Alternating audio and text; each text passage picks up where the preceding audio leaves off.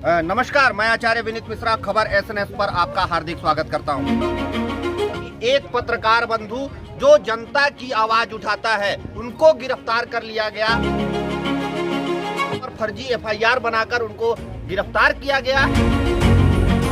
यह जो कहानी है पूरी तरह से स्क्रिप्टेड लग रही है कि इसमें जरूर कहीं ना कहीं आला अधिकारियों का हाथ है। खबर एसएनएस न्यूज चैनल पर खबर जो आपको रखे सबसे आगे। नमस्कार, मैं विशाल पटेल। खबर एसएनएस टीवी में एक बार फिर से आपका स्वागत है। आइए रुक करते हैं कुछ खास खबरों की ओर और दिखाते हैं खबर एसएनएस टीवी की यह खास रिपोर्ट। पूरा मामला कोरिया जिले से संबंधित है, जहां पर कोरिया जिले में करीब 15-20 वर्षों से प्रकाशन के माध्यम से जनहित कार्यों व भ्रष्टाचार को उजागर करने वाले देश के माने जाने वाले चौथे स्तंभ पत्रकार को आए दिन किसी न किसी झूठे मामले में हमेशा फंसाने की कोशिश की जाती है।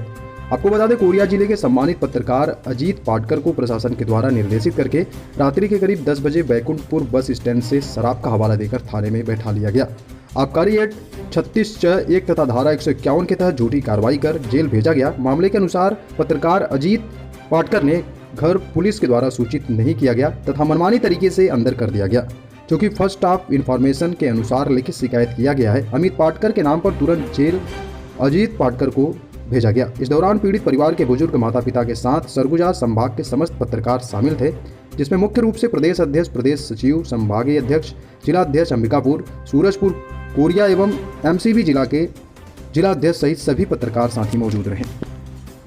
नमस्कार, मैं आचार्य विनीत मिश्रा खबर एसएनएस पर आपका हार्दिक स्वागत करता हूं। देखिए, अभी हम मौजूद हैं बैकुंठपुर में और बैकुंठपुर का कलेक्ट्रेट कार्यालय।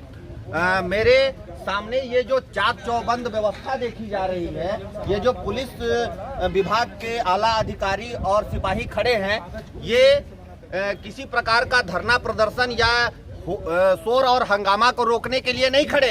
ये खड़े हैं कि पत्रकार जो हैं वो कलेक्ट्रेट परिसर में ना घुस पाए। कारण केवल इतना है कि एक पत्रकार बंधु जो जनता की आवाज उठाता है, अजीत पाटकर नाम है उनका, उनको गिरफ्तार कर लिया गया कल और फर्जी एफआईआर 151 के तहत उन पर फर्जी एफआईआर बनाकर उनको गिरफ्तार किया गया। और यही नहीं, उनको जमानत भी नहीं दिया गया। पूरी तरह से स्क्रिप्टेड यह जो कहानी है पूरी तरह से स्क्रिप्टेड लग रही है कि इसमें जरूर कहीं ना कहीं आला अधिकारियों का हाथ है। कारण जो भी हो, पत्रकार को इस तरह अचानक से गिरफ्तार करना और उसे जमानत ना देना, यह पूरी तरह से अनैतिक लगता है, क्योंकि लोकतंत्र का चौथा स्तंभ पत्रकार माना जाता है। जानने की कोशिश करेंगे कि आखिर उस पत्रकार बंधु को गिरफ्तार क्यों किया गया, किसने किया, किसके कहने पर किया गया, इन सभी बिंदुओं पर बात करेंगे। हमारे साथ यहाँ के कुछ पत्रकार बंधु मौजूद हैं। भैया, गिरफ्तारी क्यों हुई थी? गिरफ्तारी देखिए, ऐसा है कि आबकारी तहत 36(1) के तहत इनके ऊपर कार्यवाही किया गया। शराब के मामले में कार्यवाही किया गया और मुचलका देकर 151 धारा लगाकर फिर अंदर करवाया गया। जब हम इस मामले में कल जमानतनामा लेकर एसडीएम के सामने प्रस्तुत हुए तो एसडीएम के बाबू के द्वारा डायरेक्ट बोला गया कि हम इस मामले में कोई जमानतनामा नहीं लेंगे। हमारे अधिकारी एसडीएम के द्वारा हमको नहीं बोला गया है, कलेक्टर से डायरेक्ट निर्देश किया गया है कि इस मामले में कोई संज्ञान न ले। जी, मतलब कलेक्टर जो है गिरफ्तारी का आदेश दिए हैं? हाँ, कलेक्टर गिरफ्तारी का आदेश दिए हैं जी। इस बात में पूरा जो बात जा रहा है, एक कलेक्टर के द्वारा डायरेक्ट मिली भगत या कुछ भी बोल सकते हैं, हम इसको अलग तरीके से बोल सकते हैं कि एक पत्रकार को फंसाने के इरादे से कलेक्टर ने निर्देशित किया। और इसमें जो गवाही में है सुनीता एक्का प्रधान आरक्षक के द्वारा गिरफ्तार किया गया, लेकिन गवाही में अपरिचित व्यक्ति हैं और हमारे घर वालों को सूचना नहीं दिया गया। ये उनकी माता जी हैं, ये पिताजी, मैं उनका साला हूँ और प्लस जिला ब्यूरो खबर फास्ट मीडिया प्रभारी, दहितबाद अंग्रेजी अखबार का मीडिया प्रभारी हूँ। जब हमारे साथ ऐसा हो रहा है तो अपरिचित लोगों के साथ, आम आदमी के साथ क्या होगा? जिस स्क्रिप्टेड कहानी की मैं बात कर रहा था, उस स्क्रिप्टेड कहानी का लेखक कलेक्टर है। जिला कलेक्टर के द्वारा इस तरह की कहानी लिखी गई जिसमें अमित पाटकर के नाम पर एफआईआर दर्ज किया गया और अजीत पाटकर को घर से उठा लिया गया। अभी तक पूरे रात रखा गया है, अभी तक उनको जमानत नहीं मिला है और उनके जमानत पर रोक लगाया गया है। मुचलका लेकर, पट्टा लेकर उनके घर वाले गए भी थे जमानत के लिए, उनके जमानत पर रोक लगाया है। उनके घर वाले हमारे साथ मौजूद हैं, उनसे भी जानते हैं आखिर स्थिति क्या है। माता जी प्रणाम। माता जी ये जानना चाहेंगे कितने दिन से लड़का घर नहीं आया? 3 दिन हो गया घर नहीं आए हैं। 3 दिन से एफआईआर करके फंसा के रखे हैं पुलिस फंसा के रखे हैं। अब हमको कोई जानकारी सूचना कहीं से नहीं मिली जी। और फोन भी लगा रहे तो फोन स्विच ऑफ है, मोबाइल बंद है। हाँ बंद है। आप पिताजी हैं? हाँ हाँ जी। ये बताइए कि आपको जानकारी कब लगी कि आपके लड़का को पुलिस अरेस्ट कर ली है? हमको नहीं जानकारी, कोई जानकारी नहीं। देखिए, गिरफ्तारी की सूचना पुलिस के द्वारा सबसे प्रथम जो है उसके परिवार वालों को दी जाती है, लेकिन उसको भी छुपाया गया है। कहीं ना कहीं पत्रकार के साथ इस तरह की जो कार्रवाई है वो संदेहात्मक लगती है, कहीं ना कहीं ये बिल्कुल गलत लगती है। आपको ये समझना होगा कि हम सरकार के चौथे स्तंभ माने जाते हैं, भारत के चौथे स्तंभ माने जाते हैं और हमारे साथ ही कार्रवाई एक पत्रकार जो है कड़ी धूप में, कड़ी सुरक्षा के बीच, लड़ाइयों के बीच जाकर ग्राउंड रिपोर्टिंग करता है, जनता तक आवाज पहुंचाता है, उसी के साथ इस तरह की कार्रवाई कहीं ना कहीं बिल्कुल सोचनीय है। आचार्य विनीत मिश्रा, खबर एसएनएस। पत्रकार क्यों इकट्ठा है? भारतीय राष्ट्रीय पत्रकार संघ के बैनर तले अजीत पाटकर एक हमारा पत्रकार साथी है जिसकी गिरफ्तारी हुई है 151 के तहत। पुलिस प्रशासन से हमने इस बारे में बात करने का कोशिश किया तो उन्होंने बताया कि शराब के नशे में हुड़दंग कर रहा था, जबकि एक सत्यता नहीं है। उनकी गिरफ्तारी की निंदा करते हैं पत्रकार संघ के, भारतीय पत्रकार राष्ट्रीय संघ के बैनर तले सारे पत्रकार साथी इकट्ठा हुए हैं। एडिशनल एसपी से मिलने के प्रयास किए और इसके साथ कलेक्टर साहब से अभी हम लोग मिलकर आ रहे हैं। उन्होंने बोला कि आप हम घर पे नहीं, कार्यालय पे मिलते हैं, बस उनकी इंतजार कर रहे हैं। लेकिन हमारा एक ही मांग है कि हमारा जो साथी को गिरफ्तार किया गया है उसकी बेल आज ही हो और तत्काल हो, नहीं तो हमारा बैनर भारतीय राष्ट्रीय पत्रकार संघ किसी भी रूप में, या धरना प्रदर्शन हो या गिरफ्तारी हो, हम देने को तैयार हैं।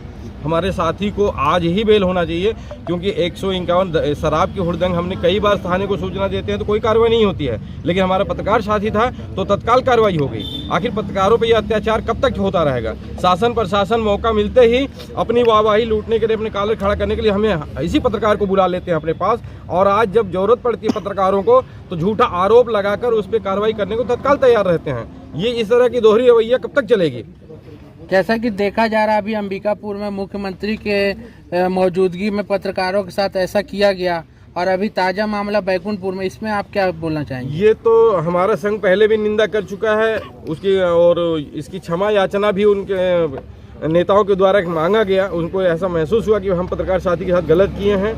और कोरिया जिला में भी जो लगातार घटना हो रहा है, सूरजपुर में भी घटना हुई है, तो ये सब लगातार पत्रकारों के साथ होता है। पत्रकार या तो खबरों का बहिष्कार करें, प्रशासनिक खबरों को लगाना बंद करें, जो भी एक कदम हमारा जो संघ निर्णय लेगा हम लोग सब उसी पे तत्पर रहेंगे। क्या लगता है क्षेत्रीय नेता जो भैयालाल रजवाड़े उनकी भी नहीं सुनेगा कलेक्टर? ऐसा हम लोगों को सूत्रों के द्वारा जानकारी मिली है कि भैयालाल जी ने कलेक्टर साहब से बात किया तो उन्होंने कहा कि थोड़ी सी हमें समय दें। सूत्रों से जानकारी मिल रही कहीं न कहीं कलेक्टर का इस विषय में हाथ है और उस पत्रकार को अंदर कराने में कलेक्टर साहब की पूरी संलिप्तता है।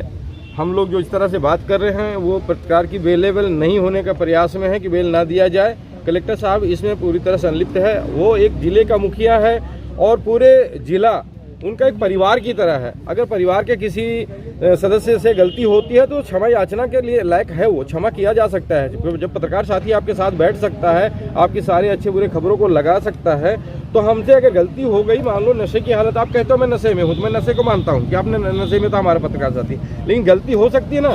उनके बगैर गिरफ्तारी कर ली गई, उसके माता पिता, उसके किसी रिश्तेदारों को सूचना नहीं दिया गया, प्रशासन के द्वारा ये बताया गया कि भैयालाल जी को खबर दिया गया, भैयालाल जी फिर आपसी विष्णुदेव साहब आईजी को खबर दे दो ना भैया।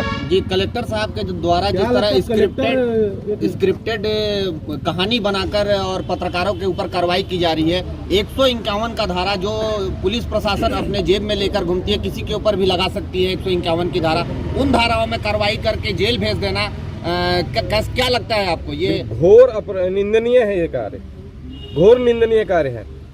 हमने अभी प्रशासन को बताया कि कलेक्टर परिसर के पीछे, एसपी कार्यालय के पीछे दारुओं का अंबार, बोतलों का अंबार पड़ा हुआ है। वहाँ पे जब रात में लोग दारू पीते हैं, शराब पीते हैं, तो वहाँ पे क्यों नहीं जाके आप छापा मारते हो, क्यों नहीं कार्रवाई करते हो? एक पत्रकार साथी की सूचना मिली तो तुरंत कार्रवाई हो गई।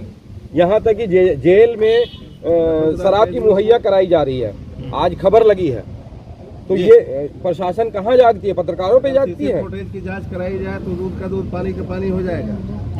उस खबर में सीसी फुटेज को देख लिया जाए, प्रशासनिक अधिकारी अगर जाग जाए तो अपने क्या संघ पत्रकार सुरक्षा कानून की मांग करती है? लगातार पत्रकारों पर इस तरह हमले हो रहे हैं। भूपेश बघेल ने जिस तरह झूठा वादा किया था पत्रकार सुरक्षा कानून की, क्या उस पर आप फिर से अडिग रहेंगे?